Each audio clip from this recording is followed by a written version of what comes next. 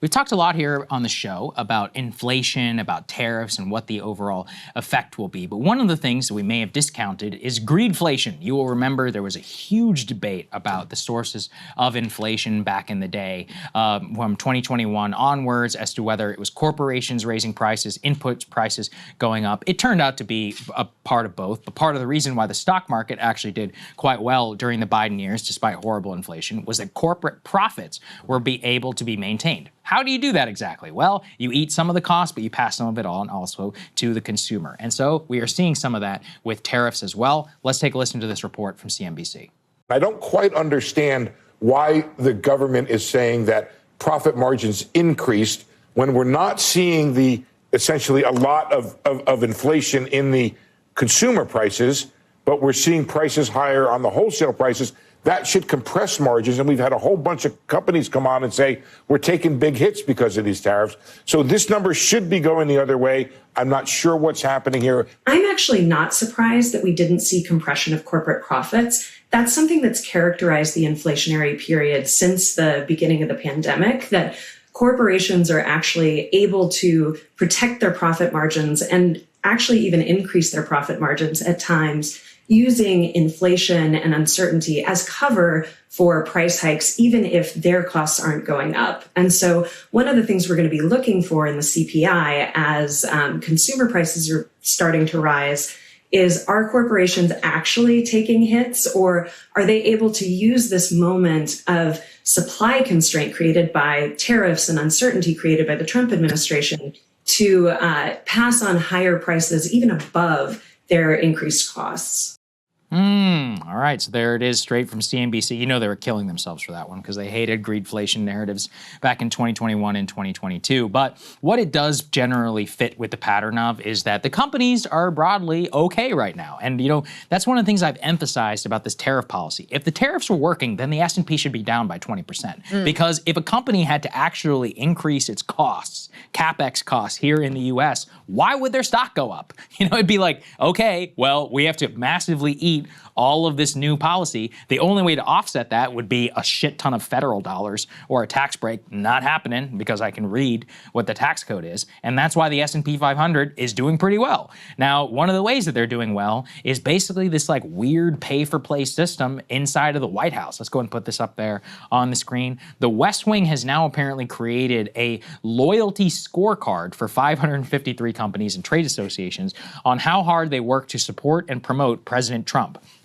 So Trump, currently the unusual spreadsheet fits the administration's proclivity for micromanaging and administering loyalty tests. Factors in the rating include social media posts, press releases, video testimonials, ads, attendance to the White House, and other engagement related to OB3, the One Big Beautiful Bill. The organization's support is then ranked as strong, moderate, or low. Examples of good partners include Uber, DoorDash, United, Delta, AT&T, Cisco, Airlines for America, and the Steel Manufacturers Association. Apparently, other companies, have not, been able to rate on the list. One of the ways that you do is to cheer on things like no tax on tips if you're Uber or being a DoorDash person who is promoting some of the policy. But this gets to the heart of that NVIDIA deal. I think I covered it with Emily, which is still so crazy. It's like, yeah, you can do business in China, but you have to literally pay us a cut of the profit. Nothing to do with strategy, nothing to do with anything. And again, there are plenty of good arguments for letting NVIDIA send the H20. I went through all of them during the segment. Yeah. Us getting a, quote, cut of it is not on the list, of what that is. Yeah. And now apparently we're doing the same thing with Intel, which, by the way, is a U.S. company, which is even crazier because it's not even about that. Put C3 it's the same up on thing. the screen about this. C3, please, from Intel, considering, quote, buying a stake in Intel. I am not even fundamentally opposed to sovereign wealth funds. I don't think they're always a bad idea as long as they're actually, done properly, right, or any of that. That's not what's happening here. That's right. And that's the opposition that I have to so much of this. If we want to have a full-on strategy the way that China does it, where they have stakes and they control things for the overall national interest, which is actually benefiting the people and has a track record, I'm all in, okay? But this is not what we're seeing right now, which is basically like some loyalty, fealty thing to Donald Trump, so he can get a solid bar of gold in the which I'm still not over that in the Nor Oval should Office. you be. We should never be over that. It's pretty wild. Here's your Here's literally your tribute, sir. Yeah, it's like when Amazon explorers would go into the jungle, they would come with beads and other things to exchange for goods. It's like that's how primitive that is to present the leader with a bar of gold to the chieftain. That's why the loyalty score story and the Intel stake story tie together so importantly, because it would be one thing if, if you were pursuing something like, a China policy, which is very long-term driven and very much in the interest of, hey, what do we want life to be like in China for Chinese? What do we want to invest in? What are the industries of the future? Like this very intentional strategy that instead, what we have here is just, did you tweet about the one big beautiful bill? Did you show up with your bar of gold at the White House? Like, how slavish and devoted have you been to the person of Donald Trump? Oh, okay, then we're gonna look upon you favorably, and if not, then not. So all of these, all of this involvement in the economy, which, yes, if done in a different way, I would support too. And in fact, I'm hoping that some, candidate on the left picks up this road that has been mapped up by Trump and does it in an actually intelligent way to actually, benefit the manufacturing economy here and benefit, jobs and wages and all those sorts of things and invest in critical industries and industries of the future. But no, this is not that. This is about just, what's going to be good for Trump, who paid the best tribute, who had the best gold bars in the Oval Office. The DoorDash example they had a delivery driver who wore a red DoorDash mom t-shirt as she stood behind Trump at a White House event promoting no tax on tips, also in a Fox News digital interview. And that's what earned them their great loyalty score. And now they'll be able to reap the benefits of that. It's also why Wall Street hasn't been that upset about the tariffs, because they know that they have the money to be able to get in those rooms, and they know how to, work his ego, massage his ego, and be able to get whatever they want. I actually read a fascinating analysis, which is that economists have undercounted the actual tariff. Part of the reason why, people are shocked right now about the S&P and everything is because the official tariff rate is like 15% or whatever on average. But what this piece dug into is that economists took the government too literally, as in they took it for what it is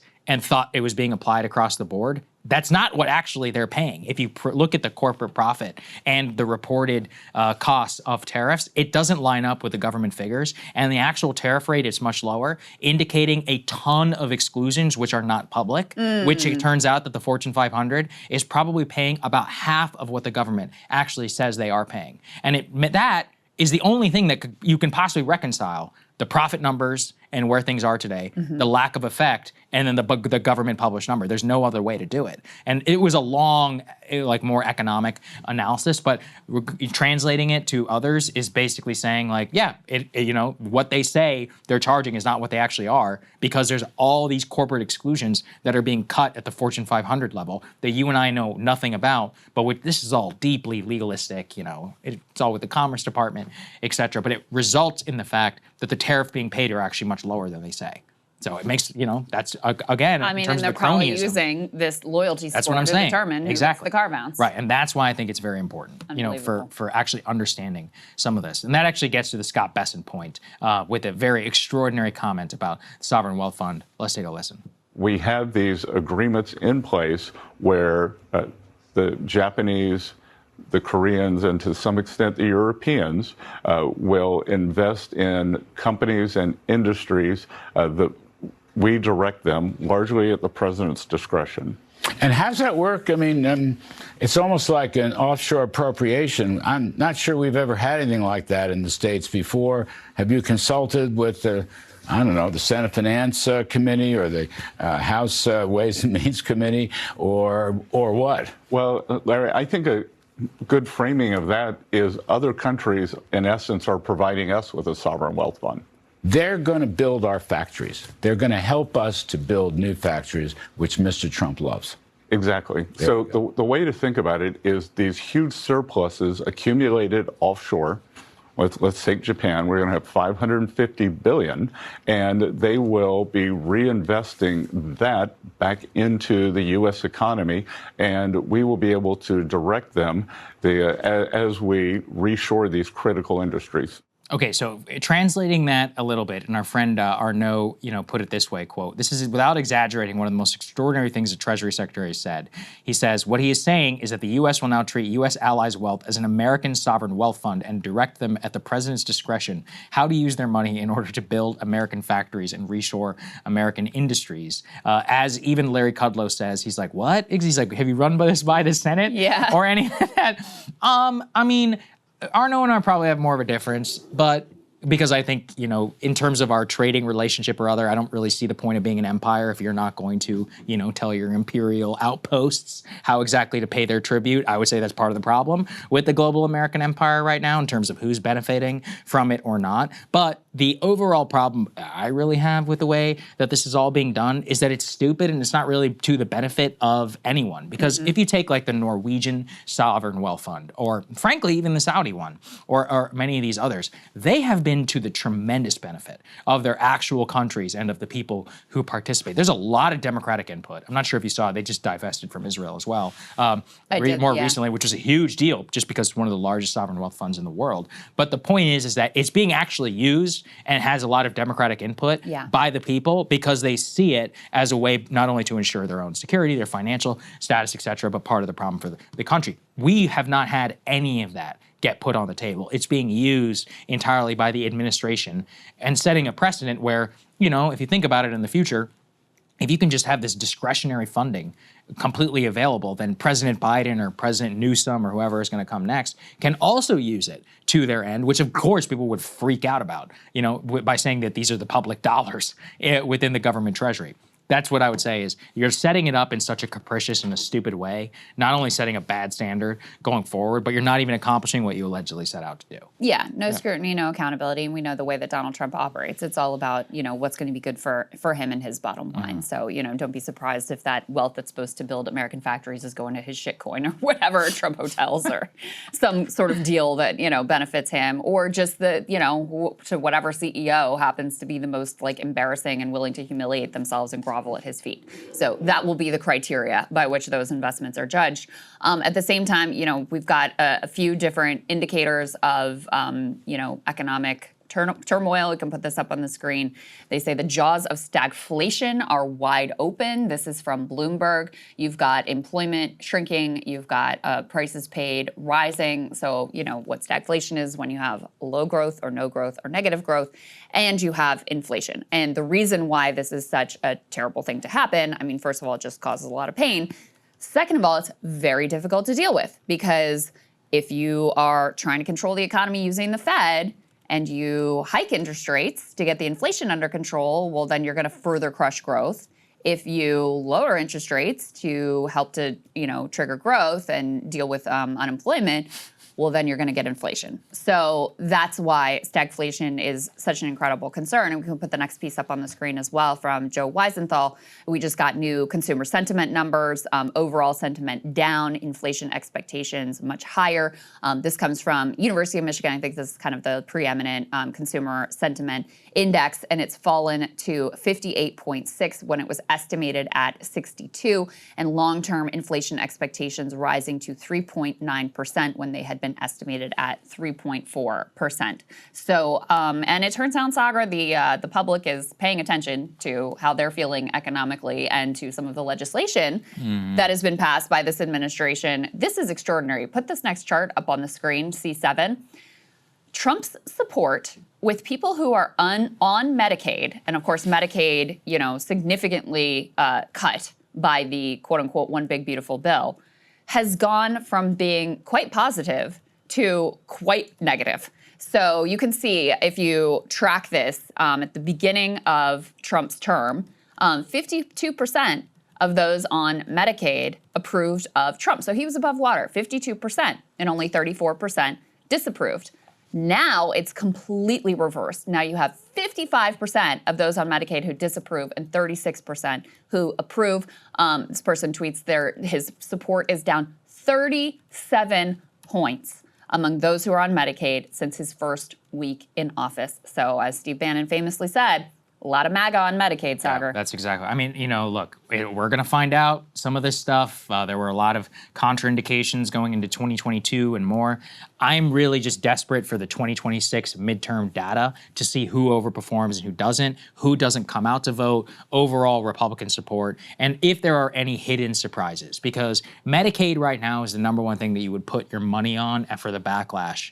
Similar to 2018, there was a lot of, crediting of the resistance and stuff in 2018 for the midterms. I guess I wouldn't downplay that, but it really wasn't the driving force. If you talk to many of the Republican candidates, they all said, my vote to repeal Obamacare is what nuked me, right? That was like the story of the 2018 midterms for a lot of the anti-Trump backlash. It kind of came together. And a lot of the Republican senators, what was her name? McSally? I think that's what it was, down in Arizona. Yeah. She was like, me voting on Obamacare. She's like, it. That's it. Killed me. She lost by 13 points. That's right. It was a She did say disaster. that. So my point is just that broadly, this could be the sleeper issue. I think it is. I think so too. I'd be willing to bet, just given some of the previous, just the way that things went with 2018 and with more. I'm still not quite sure. I guess I could, what would it take for Trump and the Republicans to declare victory? It'd probably be keeping the House, which, the gerrymandering and all that doesn't help. But the actual demographic data on this and the extent to which people are either demoralized or not enthusiastic to come out to vote